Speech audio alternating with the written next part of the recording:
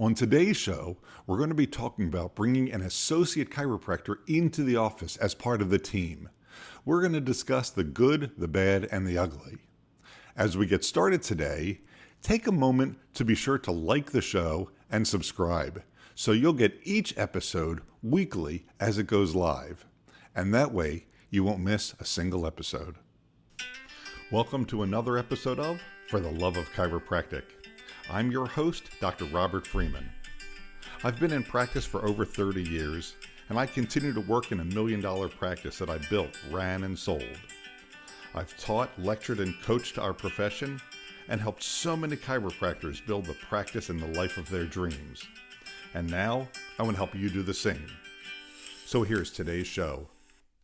Over the years, I have spoken to so many doctors who say things like, I need to hire an associate, or I want to hire an associate doctor, or I'm thinking about hiring an associate doctor. And the first question that I always ask them is why? What's your reason that you need, you think, or you want an associate doctor, another doctor in the office with you? And I'll tell you, the worst reason that I've ever heard is when a doctor says to me, so I can get the hell out of here. That is the worst reason to hire an associate. If you want out of your office, that's called a fire sale. That's called abdication. That's called I'm done, I'm retiring, I don't want to do this anymore. And by the way, those things are all fine. You're allowed to retire. You're allowed to abdicate. You're allowed to get out of there. But to hire an associate doctor and expect a young, inexperienced doctor to come in and be able to take over for you is not fair. And sometimes that doctor says to me, well, it's not a young, inexperienced doctor. This is a doc who had their own practice. Well, but it didn't work for one reason or another. So they want to come here now. And what I'm telling you is they're bringing their years of experience, good or bad, their habits, good or bad, their patient communication skills, good or bad, into your office. They're not going to take over and do exactly what you did unless you train them. They're going to bring and use and do what they've done in the past. And if they do what they did in the past, they're going to get the same result that they got in the past. So the question is that doctor really willing to grow, learn, and change? And are you willing to take the time, make the time to meet with them, to help them grow and change, to become more successful? But those are the worst reasons to hire an associate. Here's the best reasons to hire the associate. When the doctor says things like, because I want to help more people, because we want to see more patients, because I want to make a bigger impact on the community, on humanity in general, I have this yearning to teach, train, and mentor other chiropractors. Or sometimes you think you've got it all figured out and I'm ready to go bigger. And if that's the case, I strongly encourage you to read or listen to a book called The E-Myth. E stands for entrepreneur. It's a wonderful book. There's a specific one for some different professions. I like the original book that was written strictly called The E-Myth. It does a fantastic job talking about the difference between doing a job and hiring and training other people to do that same job. I believe in the book they actually talk about a guy who's an electrician. And he's a great electrician. He has one truck. He's a one-man business. He goes to the house. He does the job, gets paid. People are thrilled. And he's getting so busy, he quickly realizes if he wants to grow the business, he needs another electrician, another truck to send out into the community, and maybe even have multiples after that. And what the book points out is it's a very different skill set, training people, measuring their outcomes, and watching how they're doing versus just doing the job yourself. But if you've decided that's what you're going to do, and I think that's terrific, again, I strongly recommend The E-Myth by Michael Gerber, whether you read it or listen to it. What you're saying is you're ready to change your role in the office. Maybe you're changing and thinking you want to become the CEO, you want to be more of the manager, the motivator, and maybe that includes being the front man for the rest of the company and the other doctors. So now let's start digging into some of the hows. How are we going to do this to make it work for the patients, for the staff, for the office, and of course for you and your life. So the very first thing we have to do, the first step, is actually two steps. It's two first steps that need to be done. Number one, we need to clean up the office. What do you mean by that? Well, you've been living there for a long time. It's your office. You know where everything is. Oh, you know what? I keep the reflex hammer in the drawer in one of the adjusting rooms. And yet when I go to do the exam, I just know when I finish doing that adjustment, I grab the reflex hammer and take it back with me into the exam room. Little things like that are just fine, although not ideal. But they're just fine when you're a solo doc in practice. It's your office, it's your house, it's your place. You know where everything is, so it's all cool. But if we're going to have somebody else in the office, all the procedures need to be clean and proficient and effective so anybody can step in and take care of it at any point. And when I say it, I mean everything, any one of the procedures, and even any part of the procedure. Everything is done in a specific way, in a specific order, so anybody can step in at any point. One of the most successful doctors that I know, when she trains associate doctors, x-rays are taken in the office in a specific order. You do lateral cervical first. You do AP cervical second. You do APOM third. Same thing with AP and lateral thoracic. Same thing with AP and lateral lumbar, AP pelvis. The x-rays that need to be taken for that specific patient are always taken in a specific order. So if any doctor that's doing the examination and taking the x-rays gets called out for any reason in the middle of the procedure, the next doctor knows immediately where to pick it up and keep going with it. So as I've alluded to, are all of the supplies in the proper place in all of the rooms to do all the procedures that need to be done in that room? No one's ever searching for anything. Whether you're using paper notes or an electronic health record, is all the information in that chart so that any doctor could step in and take care of that patient on the very next visit. It's not, oh, with Mrs. Smith, I did that special thing with her knee, but I didn't bother putting it into the chart. Obviously, that is not correct practice, and things like that fall apart when you have multiple doctors in the office taking care of multiple patients. You also need to take a look at the office physically. Walk around the office as if you're in somebody else's house. Are there boxes sitting around? Are there stacks of files sitting around? Does it look neat and clean as if you're checking into a hotel room? It looks neat, clean, organized. Yep, it's been taken care of. It's cleaned up, looks good. We're ready for company. Not that the associate doctor is company, but there's someone new coming into the practice. And as you're cleaning up the office, getting ready for the associate doctor, my question is, where are they going to live? If you've had children, you know at some point when you're home, you get the baby's room ready. So the baby's room has all the supplies the baby is going to need. Talking about a doctor coming into the practice, what supplies are they going to need at a desk, in drawers, in order to take care of patients and to take care of the paperwork and other items that you're going to have them doing, or at least a workstation where they can get work done, where they won't be disturbed and have a certain amount of privacy. And I don't mean total privacy. You don't want their workspace or their desk or their office to be out of the way, back in a corner where they can get lost and forgotten about.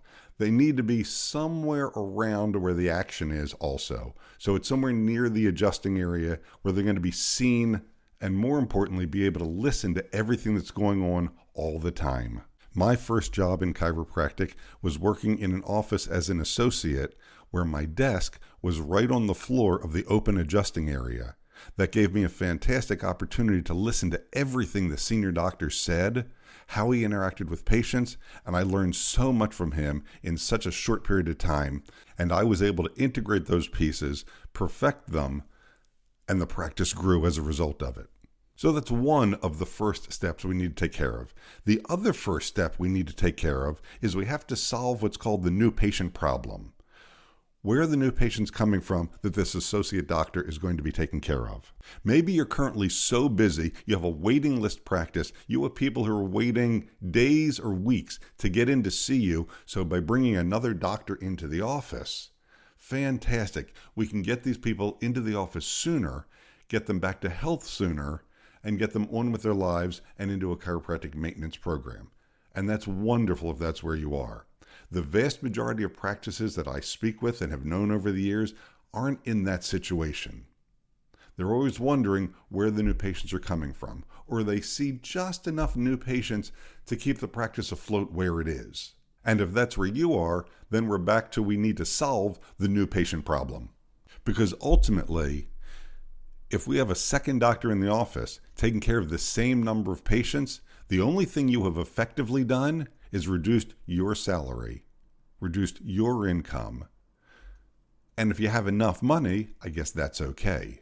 But if the goal is to help more people, then we need more people to help coming into the office. Because if you think about it, you currently provide a certain office experience from the precise way that you do a history and the exact way that you go through and do an efficient examination, to your report of findings, which is your communication to the patient, to your table talk on the daily visit, the home care recommendations, your re-examination procedures, the re-report of findings after the re-examination about continued care, and your office staff's communication and their procedures. All of those things tied together create a certain experience that, statistically speaking, we know a patient is going to stick around in your office under your care for a certain number of visits. That's called a PVA, patient visit average. And to the level that you have systematized each of those things that we just talked about, and several others, is the measurable level that your practice is successful and how successful you will be teaching a young doctor those different things so the practice statistics remain constant as the associate comes in and the practice grows with their new knowledge and efforts. And then the next thing to put together is the contract, the working agreement that you're going to have between yourself and the associate doctor or doctors. Do not ever have somebody come in and start working without a contract in place, because it's almost impossible to get one signed once they've started working there. The reason we have a contract is when things are working great, that's terrific. You really don't even need the contract. But we need the contract because when things go wrong, that tells us what everybody has to do because that's what we've agreed that we're going to do. You want to make sure that your contract is compliant for your state. I have seen so many different contracts over all the years from all different states, and it's really interesting the different subtle nuances that different states have when it comes to employment contracts that you need to make sure that you are compliant. Even year by year, the state legislatures and state courts alter the scope, breadth, and interpretation of contract law. So even if you've hired associates before, you can't just pull out that old contract and print a new copy of it. It needs to go before a competent attorney in your state to review it and make the necessary changes. You can't borrow one from a buddy in another state, nor can you just grab one from somebody, oh, he used this last week, so I'll use the same one. You don't know that your friend, the chiropractor down the street that gave you the contract, had it properly reviewed or not. And obviously what's going into that contract is the compensation package. What's the pay? What's the bonus structure? What are the incentives? How much paid time off, PTO, is the doctor entitled to? And when have they earned it? When can they take that? I think it's reasonable that the doctor does not get any paid time off in the first 6 months of their employment. Now, with a lot of young doctors, they already have weddings and vacation times and things like that set up before they've even met with you for the interview, let alone accepted the job position. And I think you need to be flexible with that, have a large pool of candidates that you're considering for the position. But keep in mind, as you're interviewing people and offering positions, you're offering a certain opportunity to come and work in your office, to come and work in this fantastic, amazing practice. And you're offering this to people who are being sought after by many other practices. So what makes yours the best option? There's a unique selling proposition that you have in your office that makes you the best choice. And you need to know what that is and be able to explain it so that people want to come and work with you, learn from you, and experience what it is you have to teach them so they themselves can become successful chiropractors in practice. I also think it's really important that you've spent some time thinking about who the best candidate will be to come and work in your office. So, for example, if you're a very tall doctor, you probably are not going to want to hire a very short doctor because the table heights just don't work for them to do their adjustments. Or if your practice is a med spa, you probably don't want to hire the football player chiropractor that loves sports injury and nothing else. I'm not saying that these things can't be overcome, but they're things to consider as you're interviewing different candidates. So now where are we going to find these candidates? One of the best places to find candidates are the state association journals. Make sure you have an ad there and all of your other chiropractor friends know I'm looking to hire, so anybody who you're not hiring or who approaches you that you don't think is right for your office, I'd like the opportunity to interview them and see if they're right for my office. Some of the national magazines also have classified advertisement sections where you can look for candidates or place an ad looking for a candidate. All of the chiropractic schools have job posting boards or websites where you go through their alumni association. They have graduates who are looking for jobs, and they want doctors who are looking for their graduates. Over the years, I've had excellent results working with headhunters, employment agencies who specialize in placing professionals in good situations. And finally, I think on your own office website, your website right on the internet, you should have a link that says, do you want to work with us? Whether you're looking to hire office staff or that next doctor, someone can see that, know that you're hiring, and happy to interview them. Once these people start calling the office, contacting you, and you're setting up a time to interview them, I think you should first of all have the list of questions you're going to ask them properly written out and printed off so that you can glance at those questions and ask them, get the answers, so you're getting the same information from each of the doctors that you're interviewing. The interview itself should take place at the office so they can see the facility, experience the feeling that your office has. I think it's ideal if they come into the office while you're seeing patients. Not that they're going to spend the day with you, because that's not ideal, but they get the feel for how the office runs and hums when it's actively seeing people. And then have some time set aside that you can sit down and meet with them. And if everything seems to be the way that it should, you can then invite them to shadow you for a few minutes and see 1, 2, 3 patients and get a feeling for what it is.